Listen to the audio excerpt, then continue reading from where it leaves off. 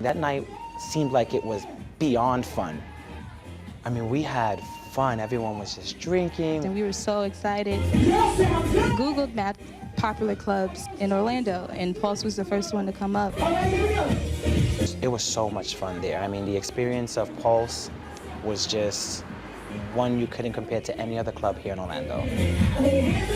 Living life to the fullest and having a good time and being in our own zone. The excitement, the adrenaline, drinking, the good times, the laughter here and there, the joy in people's faces. It's just pure fun, pure fun. When you walked out of the house, you said, "Where do you want to go? Let's go to Pulse." And we were having the time of our lives. It was a place of joy. And on the 12th, that joy was taken away.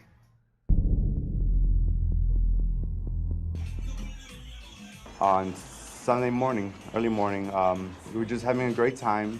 We're all there, you know, having a drink. It was shortly after 2. We're saying our goodbyes. I'm hugging everyone. It was a great night. Right around when they stopped serving alcohol, that's when we heard the first round of shots go off.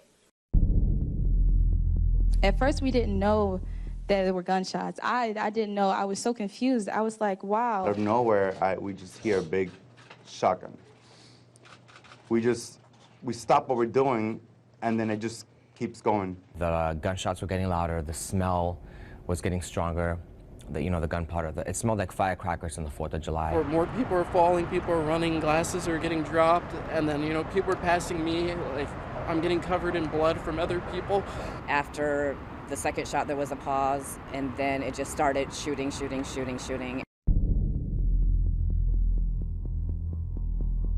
A little after 2 o'clock in the morning, he hears gunfire, sees a person shooting at people inside the club right near the doorway, and Officer Gruller immediately engages with the suspect and exchanges gunfire with him. He realizes he is extremely outgunned. We just grabbed each other, we started running, and unfortunately, I was shot about 3 times in my leg, so I had fallen down. I tried to get back up, but everyone started running everywhere. I got trampled over. Let's go, let's go. I shattered and broke my bones on my left leg.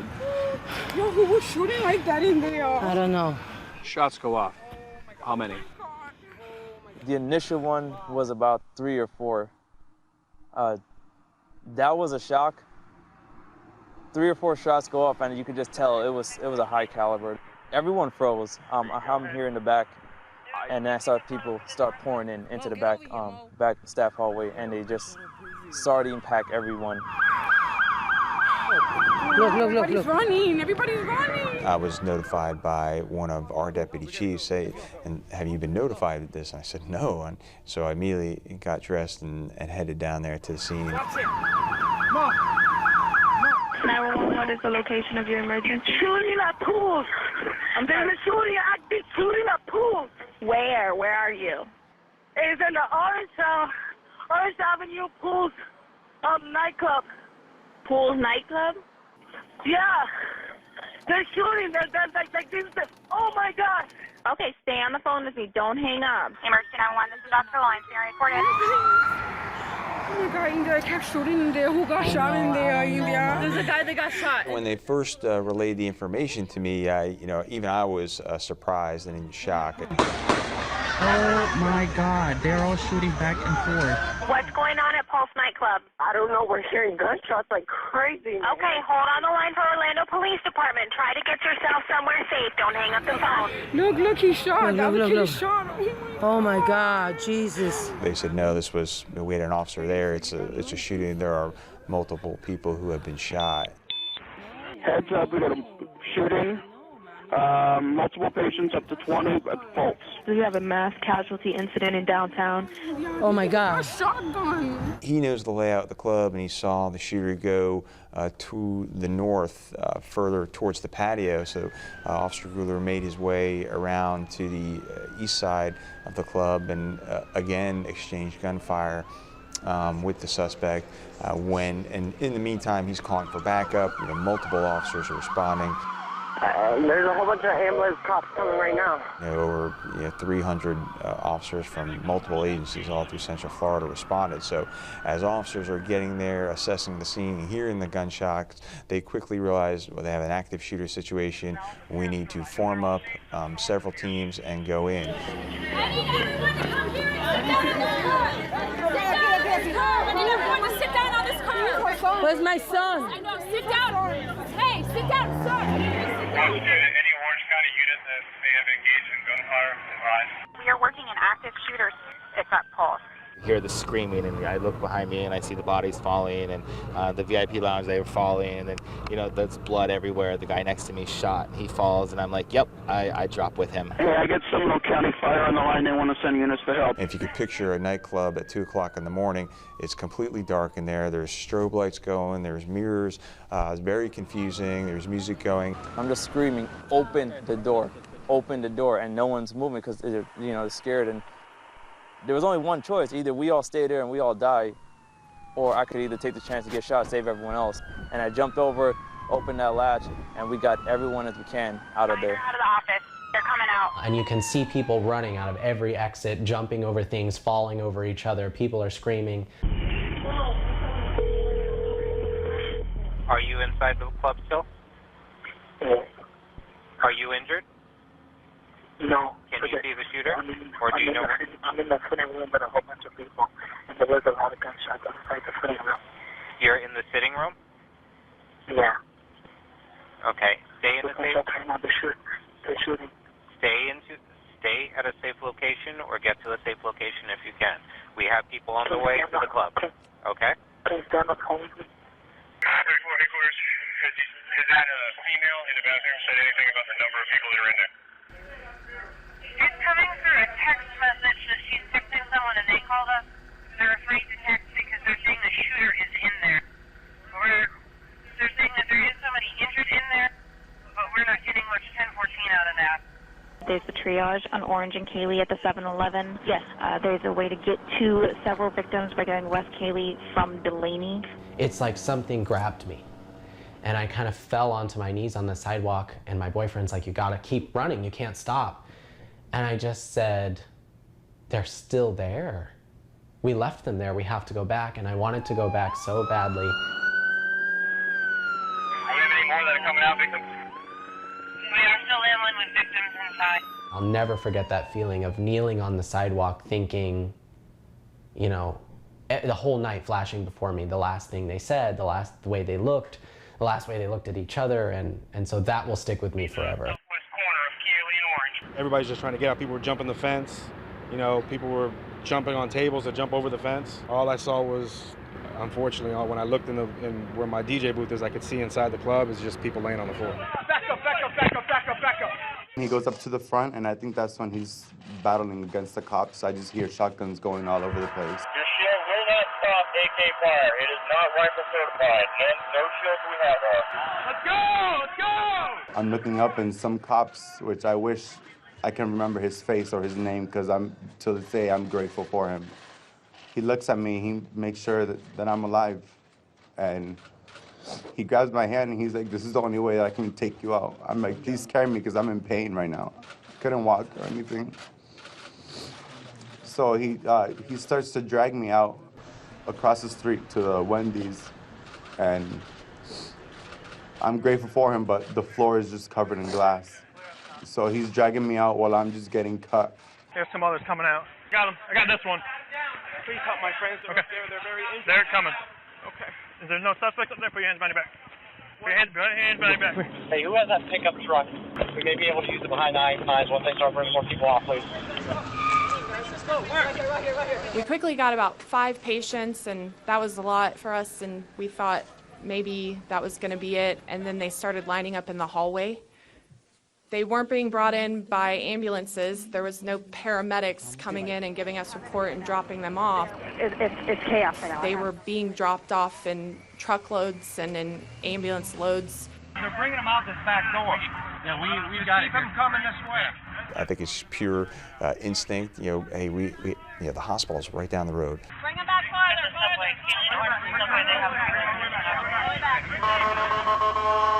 I have this pickup truck. Let's start putting these victims in the pickup truck. And I think they transported between 15 and 20 people on their own to the hospital, and they're instrumental in saving those lives. I'm 10-12 with somebody who's getting text from people inside. And we quickly realized that there are hostages in both bathrooms. All right, do you know what the shooter looks like? No. Okay, and no one you're with is injured? No. Okay. Listen, sir, I want you to stay where you are, where you feel safe, okay? Keep the phone with you. They have deputies working the incident, or officers working the incident, okay? I have to answer other calls, but keep the phone with you. Stay where you are if you feel safe there, okay? No, he's gonna kill us. All right, I'm with somebody who's texting with someone in the bathroom. The suspect is advised he's going to attach 4 vests to 4 people in 15 to 20 minutes in the different directionals of the club. I want to let you know I'm in Orlando, and I did the shooting. Throughout that period of hours, the gunman was in there with us, and he actually made a call to 911 from in there. Everybody could hear who was in the bathroom who survived. Could hear him talking to 911, saying that the reason why he's doing this is because he wants America to stop bombing his country. And from that conversation from 911, he pledged his allegiance to ISIS. Tell me what's going on right now, Omar. What's going on is that the airstrikes need to stop. Yes. Needs to stop. And then based on his conversations, pretty quickly realized that we were dealing with someone who was self-radicalized and a terrorist. Hi there, this is Orlando Police. Who am I speaking with, please? You're speaking with the person who pledged his allegiance to the Islamic State, Abu Bakr al-Baghdadi, Hafidullah. Okay, can you tell me where you are right now so I can get you some help? No, because you have to tell America to stop bombing Syria and Iraq. They're killing a lot of innocent people. So what am I to do here when my people are getting killed over there? You get what I'm saying? I do. I completely get what you're saying. What I'm trying to do is prevent anybody else from getting in. They need to stop the U.S. airstrikes. He was behind a glass bathroom door. So what a lot of people don't realize is an assault or an entry into that glass door would have been dangerous not only for the officers, but more importantly, it would have been extremely dangerous for the hostages in there. So if you could picture yourself as the bad guy, as the suspect, and you see the glass door and you see officers approaching, we believed he would immediately open fire. And what do we know? That officers would have returned fire, possibly killing hostages. So to us, that was not an option. We had been communicating with him, trying to get this peacefully resolved. And after that, he even spoke to us directly in the bathroom. He said, "Are there any black people in here?" I was too afraid to answer, but there was an African-American male in the stall where most of my body was, majority of my body was, had answered. And he said, yes, there are about 6 or 7 of us. And the gunman responded back to him saying that, I don't have a problem with black people. This is about my country. No, they say there are 2 bathrooms. One has 4, one has like 9. How many people are with you? About 12 to 15. Everybody was just there quiet when just be quiet, just be quiet. We're gonna be okay. For some reason I didn't feel scared. I wasn't nervous or anything. I was just trying to analyze the situation and figure out how I'm gonna get out of here. Oh, my girlfriend is in the bathroom saying that there's 2 dead people and there's 18 people there and there's shooters are in the club. And then all of a sudden she stopped texting me. No amount of training or experience could have prepared anyone for the devastation and the carnage they saw that night. Okay, everybody slow down. One person, I'll push the stretcher. 2 people to grab people, put on the stretcher. This is the air conditioning unit. I'm about ready to push it out. Scott, they're in the far southwest corner. It's going to be hot back here. We have the manager out here on the phone with somebody who's actually inside the building. So we have intel from that aspect. Where do you want him? Just stay calm. Stay calm, stay quiet for right now. He says, where are you? He says, I'm in one of the dressing rooms. We have at least calls in the back 2 dressing rooms. And so the SWAT officers are looking to see where he possibly is. And he says, could you be in a room? Does it have an outside wall-mounted air conditioning unit? And the employee said, yes, that's the room I'm in. So very carefully, our SWAT officers went to that air conditioning unit and they tested it. They pushed it to see how secure it was, and they found that it wasn't that secure in that wall.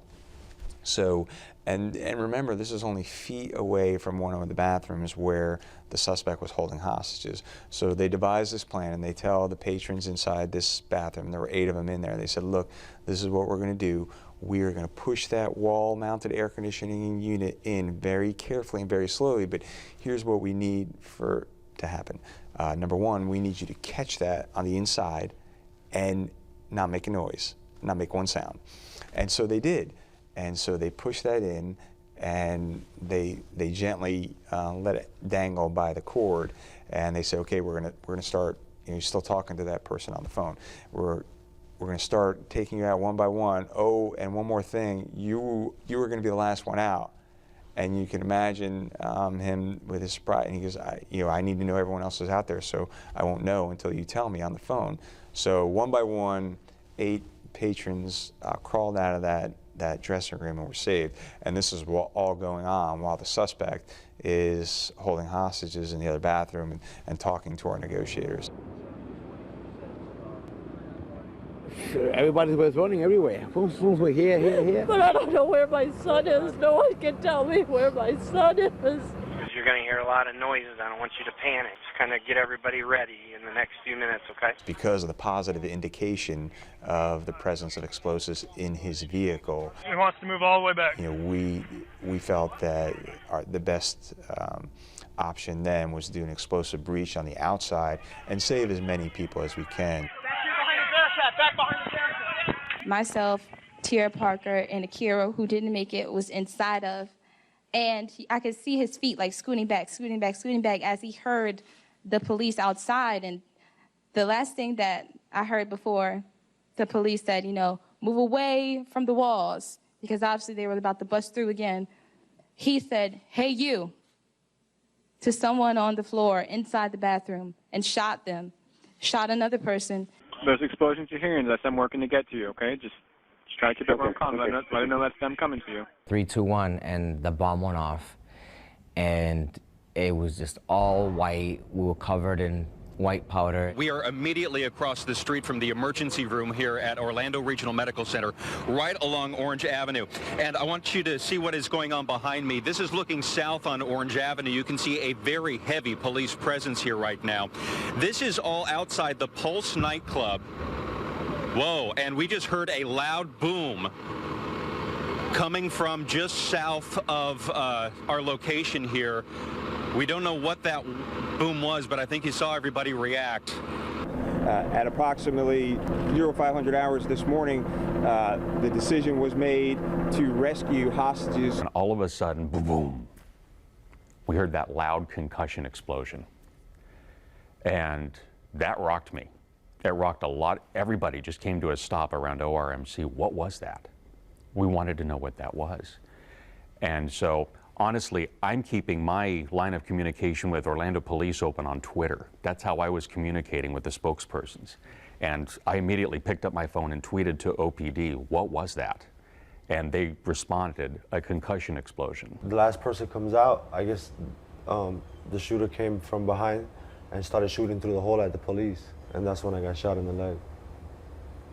And you knew at any moment he could come back like that? We didn't even know he was still in there. We thought he had left or he killed himself, or we didn't know where he was. So when you and there was 3 detonations inside the building, so that means he was hiding the whole time. My guess is that he was waiting for SWAT to come in there to get us so he can kill the police too.